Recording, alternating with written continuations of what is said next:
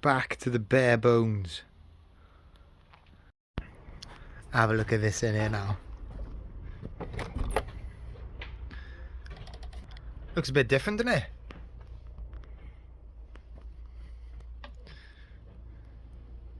The display is gone, the cupboards have all gone, replaced with 6 new bits of racking. Not going to dwell on it too much, it is just racking in there. But for me it's more than that, it's a clear head. Let me spin round. That was all I had before. 4 racks, everything that I list on eBay ends up on the rack there. I had literally no structured space or storage for anything else. When I bought something, it would just accumulate in a pile here. Or maybe there, or maybe there, or maybe in the house. That's what was happening. No structure to it. It was just dotting everywhere. And that was going for the collection as well. It was a bit there, a bit there, a bit there. Now it's all got a space. I still do need to tidy all of this up. I am transitioning everything from there onto there. And when I actually get and use this properly, I'm sure that this will adapt. I've tried to put a bit of structure, electronics there, teddies down there, a bit of clothing, shoes there. It's all got its different place. But as we start to pick items here to list and then get them over there in the sale section, this will naturally evolve to our way of working. And like I said, it's really clear and my head has lifted a weight off my shoulders. But as well as that, it's going to enable me to grow as well. My eBay sales, right, September and August have been the highest amount I've sold in those months since I've been reselling. Having people on board helping me with my eBay is allowing my eBay to grow. And if my eBay grows, I need more space to store my stock. And I need more space to store the bits that are going on eBay. It's all heading in the right direction. And as part of all this, I am still committed to selling off a ton of my collection. Got that to pay for. Busy morning so far. Dropped my parcels off at the post office. I'll show you what's sold later in the video. And I've picked up a few bits. I did my usual loop at the charity shop. Took a couple of hours. Didn't do any filming. All run-of-the-mill stuff. Typical things that I pick up. Some highlights. Found this pair of Brasher boots here. Gore-Tex there. They were only £6. Quite shoe heavy actually. But check out these retro Nikes. They're quite cool. Found a lovely bundle of Trackmaster. This is a little Trackmaster Grail. This dude is called Oliver. Sells for 60 to 70 pounds, and I got the carriages with him too. And then Halloween is coming in there. Check out this Terminator mask. That was only £2. Sold on that about 25. Now I have watched back my last video and there were a lot of comments about, look, if I'm going to be clearing loads of stuff out, I've got all this surplus of stock. Why am I still going around the charity shops to pick stuff up? And it's a good question, right? And logically, yeah, it doesn't make much sense, does it? But it's all about how my business operates throughout the year. So currently I'm in selling mode and that'll happen for the next 6 months. So at the minute, I'm listing about 50 items per week. And I've only got one opportunity to go sourcing per week. And this is a very typical kind of Wednesday shopping trip. I've got about 10 items there to list. So if I'm only finding 10 items a week, that means I'm dipping into my stock and my collection 40 items a week. Do that for 6 months. That's 1,000 items that I'm going to be clearing from my death pile and from my collection. And I tell you what, I don't have 1,000 items at home there now. That's why, right, every week it's important for me to just keep doing a little top up, and then 6 months time, my stock will be pretty much dry, but then I go into buying season. Weather changes, that's when the boot sales are on, the tabletop sales, the jumble sales, and I can start to accumulate more. I'll be picking more stuff up than I actually list and sell, and then the cycle then keeps on repeating. So even though it looks a bit mad on the surface, hang on, you got all this stock, why am I still topping up? I mean, it's not as if I'm going crazy with the sourcing. It's still a very manageable amount. All of that will probably be listed tonight. And then I can keep chewing into the death pile for the rest of the week. And check out this guy here. This is Deep Dive Venom. 1997 Toy Biz. Paid £1.50 in the charity shop. I know a few of you were a little bit concerned that if I start clearing out stuff for the collection, I'm going to stop picking stuff up like that. Don't worry about that. There is always room for things like this. Difference is now, rather than this being tucked away on the back of a shelf where no one can see, I will be rescuing these from the charity shop and I will be selling these on eBay. Solds on this about a tenner. So I'm not going to be making too much money on these things. It's more about the passion project. I was going to run you through some of the business numbers and the progress we've been making over the past couple of months, but recently it's really hard to avoid the big news in the eBay world that fees have been changed for private sellers. I thought I'd just chuck in my 10 pence worth.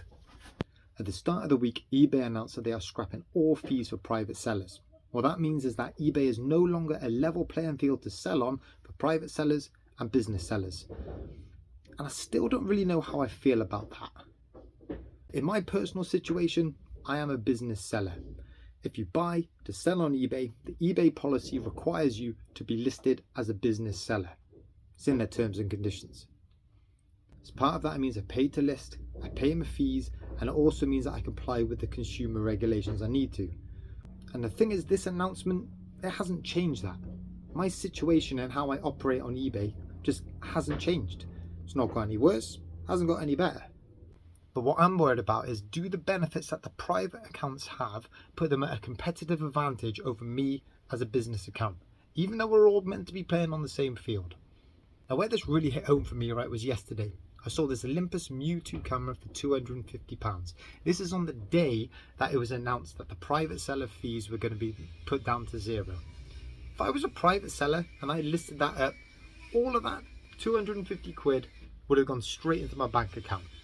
Well, I've had to pay fees on this, so £22 of my sale price has gone to eBay. And then I started thinking, hang on a minute, if I've paid £22 fees on that, I'm only getting what, 225 quid going into my bank, give or take. If I was a private seller, why wouldn't I just sell that for 225 quid? Undercut me. I'd still be getting the same amount of money at the end of it. Or another option would be, well, why don't I still sell it for 250 quid, but put my ad revenue up by the percentage of fees that I'm saving? It would put my listing right at the top of the pile. People are clicking on it. People are more likely to buy it. All of this stuff would give a private seller a competitive advantage over me, and we'd all still end up with the same money in our bank accounts at the end of it. Surely that can't be right. But then, right, I thought, would people actually do that? If I'm able to sell that camera for 250 quid, if I was a private seller, I'd still stick that up for 250 quid and just pocket the extra money. I get the nervousness that people might think private sellers might start to undercut the business sellers, but people are undercutting each other all the time. Sold listings on this vary from 250 quid down to 200 quid. People are already undercutting others to get their sale. All I did was wait for those cheaper ones to sell off so that this was the only one left. What I made sure was that my pictures were good, my descriptions were good. I'm a top rated seller with a lot of feedback, and being a business seller, I've got the returns policy in place as well. That is going to give market confidence. I just can't see private sellers going on eBay looking at sold listings, because that's what we all do. We all look at what they sell for, how many are listed and at what price, getting out the pad and paper and saying, well, I'm going to save X amount of fees because I no longer pay fees, so I'm just going to knock the price down to what they sell for. It's just not going to happen. I think private sellers are just going to follow the pricing structure they already do and just reap the rewards of a bit of extra profit.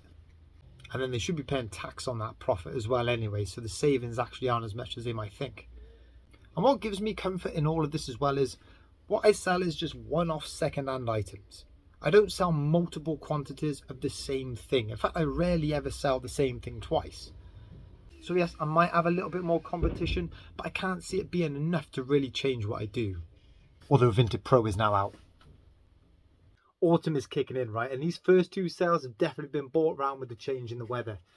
First up, I saw this Jules quilted jacket. It's called a Moordale jacket. I really love the button details on it. Look. Got a little fox in there. That one sold for 15. And then I saw this Kiddies Jojo Mama Baby quilted splash suit. Totally not on my radar, but it was in one of the boxes up in the loft. We dug it out, gave it a bit of a wipe over. It's come out really well. That's over $22.50. Somehow I've managed to keep this clean in the garage. It's a Hello Kitty Build-A-Bear. Tags on the back there. Obviously with anything like this, the more accessories you include, I think it could come with a bow, maybe a dress. You'll demand a higher price, but even so, just like that, 12 quid. Again, in another box in the loft. Don't ask me why it was up there. I couldn't tell you. Sealed Lego IKEA collaboration Bugleck. I think I bought a couple of these and some of the other sets brand new in IKEA when they first come out. Stuck them up in the loft. God knows. That there sold $13.50. The other day on Marketplace I picked up a Game Boy 2DS and 2 Game Boy Advance SPs. And this game come with it, Pokemon Moon. Now I was going to go for the whole Nintendo DS Pokemon set, but I've stuck that one up on eBay instead. Sold for $16. I've sold this one recently, so this is the second time I've sold it. Different box set. That first one stuck. This one I paid a $5 for in the charity shop. 48 Mr. Men books, sold for just under 25. £2 or £2.50 for this Thomas the Tank Fisher Price wooden train set. All it is a figure of 8 track. It's got that little coal hopper in there as well with a train. I did throw some extra IKEA track in there just to like beef it up a little bit. Was all complete, didn't need to do it. It's got the instructions with it. Box is proper tatty, isn't it? Even so, I sold for $22.50. This is what I sold this weekend. First up, right, Cardiff City shirts. When I find them out in the wild, I think 20, 25 pounds, something like that. I paid £5 for this one, and when I got home, like I always do, Google Lens it to try and find out the year. This one's from the 2007-2008 season. This one's worth a bit more than that. Priced it up, sold it on for 40. I was absolutely gutted. I was gutted with this one. Tiger Lights Out game. Typically sells for 25 to 30. Thing is, I tried to use that isopropanol to just clean it up. It didn't even need doing, but I thought, you know what, there's a little bit of dirt down some of the creases. Look, it's lifted off a load of the paint. Look at that.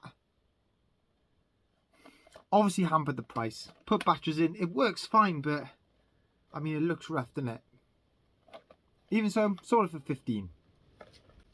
Another Lego IKEA collaboration. This is like a medium storage box. That one went for $12.50. Build-A-Bear Sylveon. This one is sold within a couple of days of listing. Full price, £40. I bundled together these 3 Bratz dolls. I had them priced up individually. They were getting a bit of interest, but they were just hanging about. Took them all off, bundled them as a 3, took an offer, sold for 18. Straight out of the collection, straight up onto eBay. Platinum Final Fantasy 9, sold for 18. Couple of pairs of shoes here. Firstly, this is a pair of Nike Phantom GX. This is the base model, no laces in them, sold for 15. And then you got a pair of Skechers Go-Go Max, size UK 5, they went for 18. And then I sold 3 PSA graded Marvel cards, all gone to the same buyer. A little bit of back and forward to negotiate the deal, but I'm happy with how this turned out. I've got a 1995 Flair Annual Spider-Man. Look how that's catching the light, PSA 9. This was from 1991, Green Goblin, PSA 10 that got. And this was also from 1991, Daredevil versus Elektra. Those 3 there, as a bundle, £85. I don't know if I like that window just open like that too. Expected like a face to appear. I do have a couple more sales to show you. This is Mondays and Tuesdays. First up, a pair of Nike Tempos. UK size 8, they went for 20. Check out these little jelly cats. 2 little bunnies. If you see jelly cat bunnies like that, the pink ones, they're really popular. It's just that really vibrant pink. Bundle those together. Those 2 mini ones, they went for £30. Remy off of Ratatouille found this one for 50p in a charity shop. Look how long that label is. Like the Disney store label is like as long as him. I'm surprised it's not been cut off. That went for £14.50. As part of all the clear out we're doing, I found my old compass set. Steedler there. Like, I'm never ever going to use this. That's the type of thing that you like use in school, innit? And then probably never use again. Mars 551, it says on the back there. That sold for £17.50. This, right, I would have thought it would have done so much better, but it's actually one of my lowest value sales Monday, Tuesday. Micro Machines, Highways and Byways, Wildcat Canyon. That is 100% complete. The box is in pretty good condition, bit of caving on the top there. But there's no like major scuffs or dents. That would display pretty well in anyone's collection. It's only sold for 15 quid and I've had that listed for ages. Like ages. I took an offer just to shift that. Alright, in this bag here, right, I picked these up last week. A ton of these little Disney mini cars. Didn't know how to price them. So I stuck them all up on auction. I think there's 18 in there. and they've sold for 22, so about 18 plus post. They've got them for £1 each. I was kind of hoping they'd go for a little bit more than that. The larger cars, they sold for a lot more when I bundled those together, but the auctions determine the value of the item, don't they? And then this final one, this is a good one to end on. Nice seasonal item. I picked this up for £10 in the charity shop, and I wasn't sure whether to get it or not. It's by Sprayway, and looking at the soles of Sprayway all over the shop. The lower end coats of this, they sell for about a tenner. So I paid a tenner. I thought, well, let's have a gamble. I'm not going to lose much on it if it is one of the lower end ones. Got Gore-Tex on the sleeve there, but with some of these Sprayway coats, even if it's got Gore-Tex, you're still looking at about a tenner. I'm glad I did take the gamble with this one though. I had it listed up for 50, offer come in 45, let's meet halfway, sold for 47.50. So guys, as always, if you enjoyed this video, hit that like, hit that subscribe, see you in the next one.